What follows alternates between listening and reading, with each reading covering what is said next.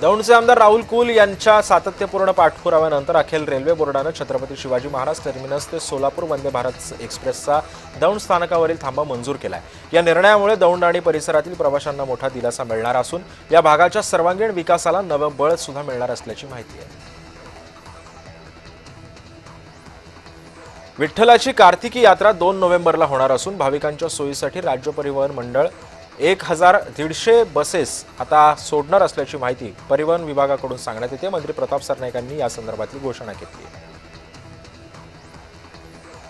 मुसळधार पावसामुळे निफाड लासलगाव भरवस फाटा रस्त्यावरचा पूल जो आहे तो पाण्याखाली गेलेला आहे। काही गावांचा सुद्धा संपर्क तुटला असून नागरिकांनी आता जीव धोक्यात घालून पुराच्या पाण्यातून प्रवास करावा लागतोय। त्यामुळे आता पुलाची उंची वाढवावी अशी मागणी नागरिकांनी केलेली आहे।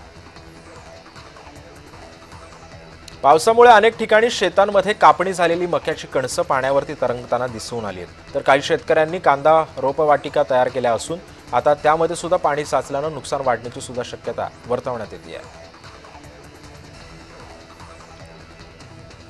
पूर्व विदर्भामध्ये सप्टेंबर महिन्यामध्ये झालेल्या अतिवृष्टीमुळे लाखो हेक्टरवरील शेतपिकांचं मोठं नुकसान झालंय। शेतकऱ्यांना नुकसानीसाठी शासनानं दिवाळीपूर्वी निधीही दिला होता, तर 56,000वर शेतकऱ्यांना मदत निधीची सुद्धा प्रतीक्षा आता उद्भवू लागलेली आहे। केंद्रानं साखरेची किमान विक्री किंमत 4,300 रुपये क्विंटल आता करावी अशी मागणी विश्वासचे अध्यक्ष मानसिंगराव नाईक यांनी केलेली आहे। भुदरगड तालुक्यामध्ये भात कापणी हंगाम सध्या सुरू झालेला आहे। सध्या शेतकरी वर्ग आपल्या शेतातील भात पीक काढण्याच्या कामामध्ये गुंतलेले आहेत।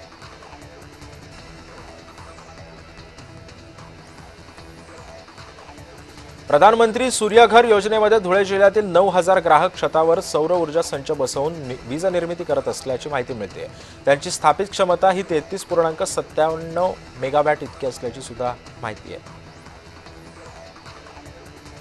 शिरूरमध्ये बिबट्यांची संख्या ही 1200 पार गेली आहे। आता हे बिबट शेतशिवारामध्ये लोकवस्तीमध्ये बिबट्यांचा वावर आता पाहायला मिळतोय। त्यामुळे बिबट्यांचा तातडीनं बंदोबस्त करावा अशी मागणी आता करण्यात येते आहे।